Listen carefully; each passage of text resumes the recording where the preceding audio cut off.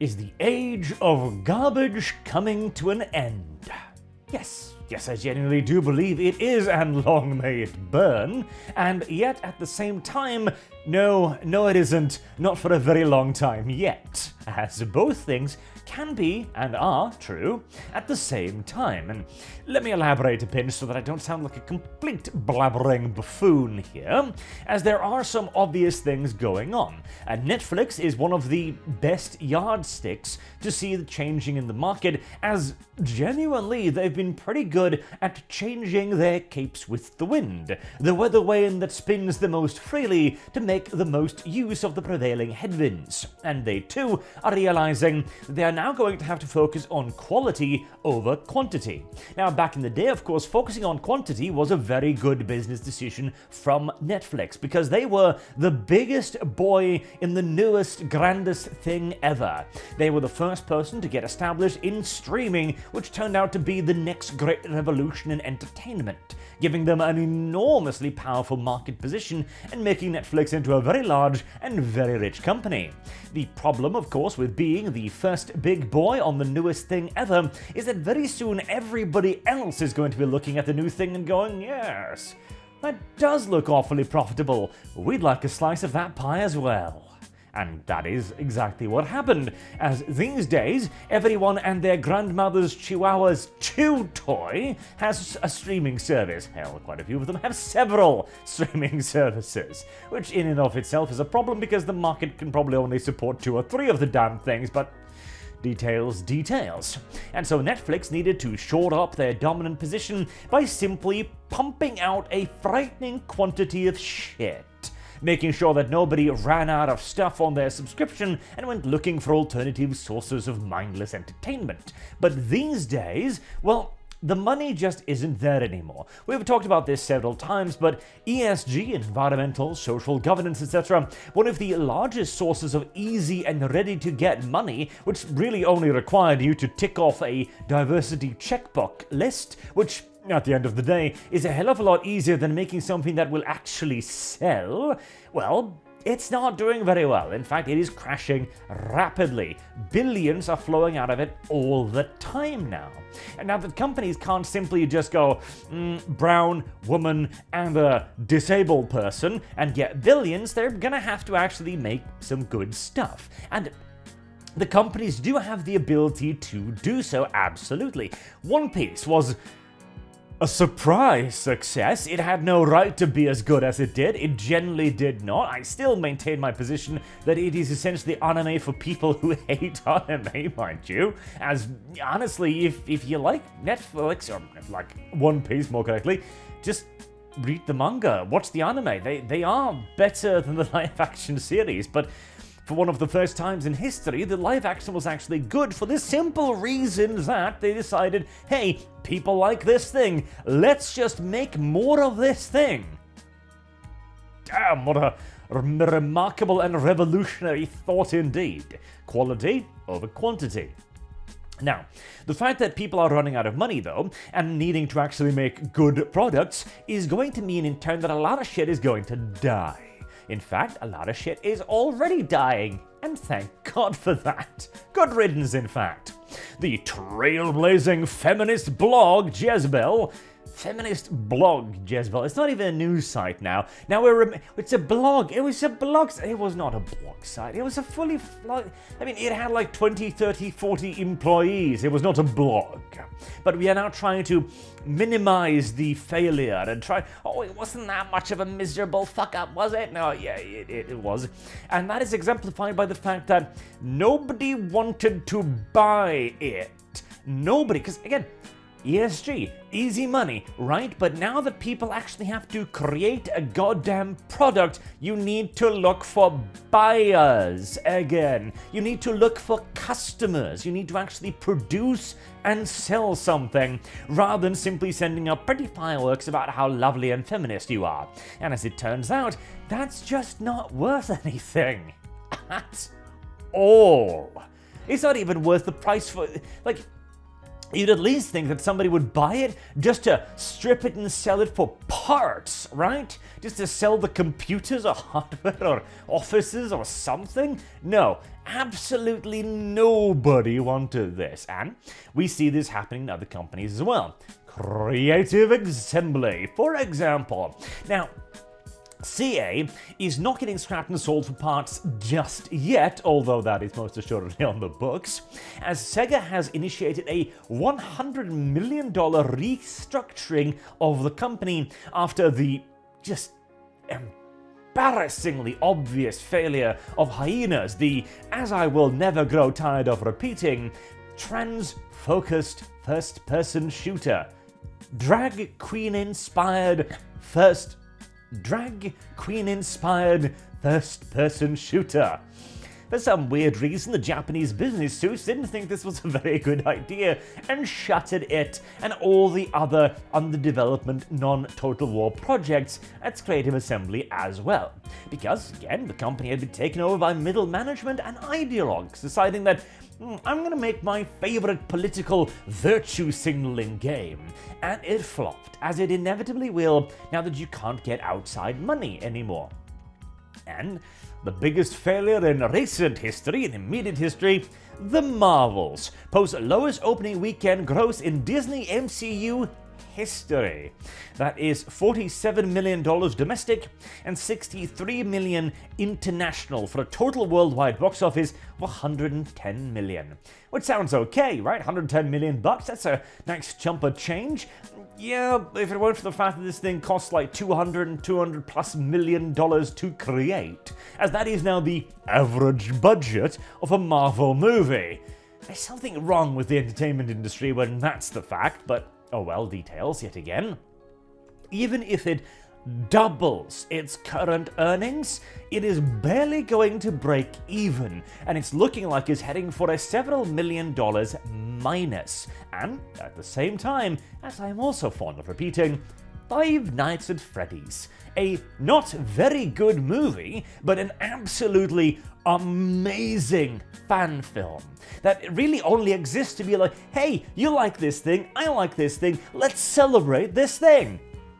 Great, fantastic. We haven't had that in decades. We haven't had something that exists to not be a boxed and packaged product to be sold to as many people and as widely as possible, but instead simply just a celebration of a thing in far too long.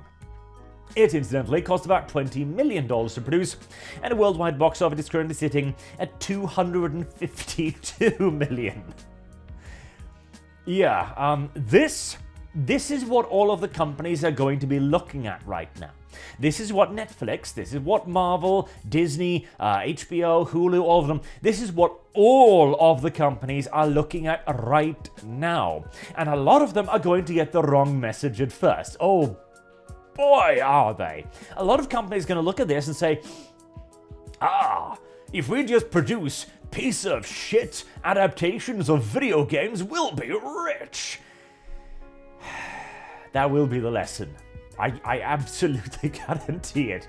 That will be the lesson they will learn for at least, probably 10 years or so, until the Netflix lesson sinks in yet again. Until people go, hey, didn't Netflix do something like 20 years ago? Oh, what was it? Oh yes. They made a thing that was actually faithful to the thing they were adapting.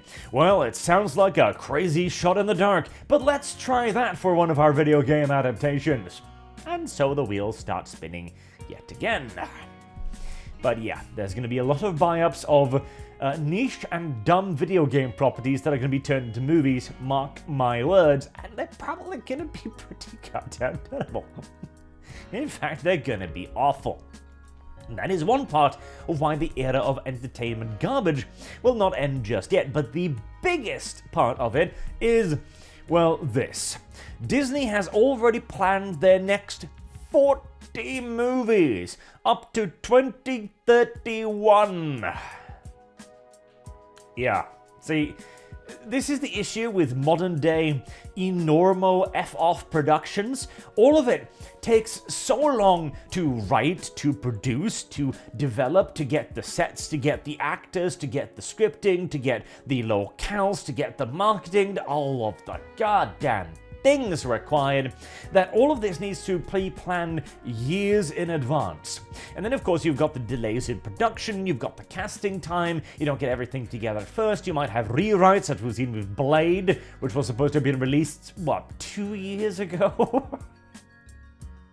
And it's just kinda gonna keep happening for a very long time. Now, to be fair, this is a little bit of a spotty list, and you know what? I am actually genuinely looking forward to seeing Wolverine in his old-school costume, because Deadpool has been pretty consistently cool so far, and I'm hoping that'll continue to be fairly consistently good so far.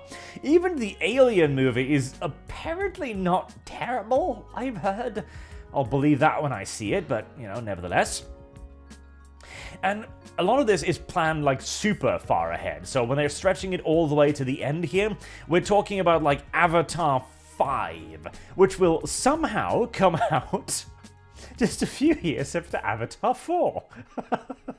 Oh yeah, I believe that. I absolutely believe that when I see it.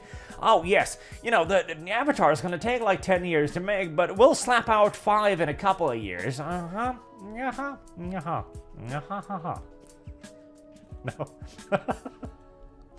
No, that ain't gonna happen. And hell, a lot of this is probably gonna get straight up cancelled, honestly.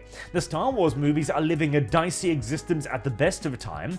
Avengers Secret Wars, with the whole Kang thing flopping harder than ever. The TV show 2 also being utter garbage.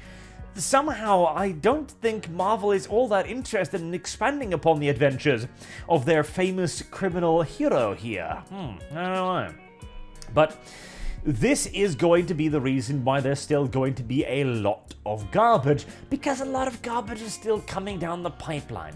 A lot of this garbage has already been fully or partially financed during the glory days of infinite investor money, and they are not going to actually need to be earning their costs back at anywhere near the same pace as entertainment is going to be required to do from here on out.